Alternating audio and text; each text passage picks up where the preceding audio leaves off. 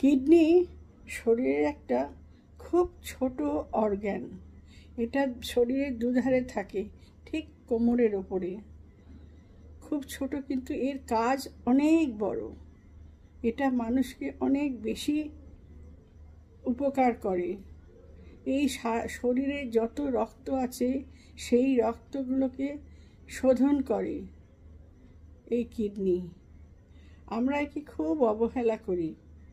হ্যাঁ, অবহেলা বলতে আমরা এর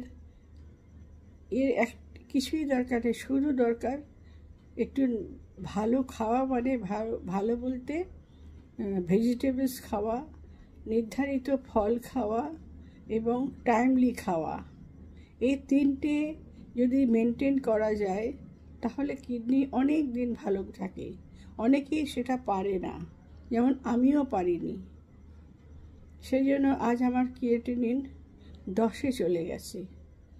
তো ডাক্তার বলছে এবার আপনাকে ফিস্টুলা করতে হবে। ফিস্টুলার অর্থ আমাকে একটা বসিয়ে, হাতে পাইপ বসিয়ে দেবে। একটা পাইপ যাবে শুদ্ধ রক্তের দিকে, আর একটা যাবে বিশুদ্ধ রক্তের দিকে। তাহলে আমাকে সেই কাজটা করলে তবে আমার শরীর ভালো থাকবে। সেই জন্য আমি সবাইকে বলি যে প্রথম থেকে খাওয়ার প্র্যাকটিসটা করা দরকার। তা হলো লোভ সংবরণ করতে হবে। সকালবেলা 1 বাটি সবজি, বিকেলবেলা 1 বাটি সবজি এবং রাতের বেলাও 1 বাটি সবজি, সঙ্গে রুটি বা ভাত যে কোনো জিনিস খেতে পারেন।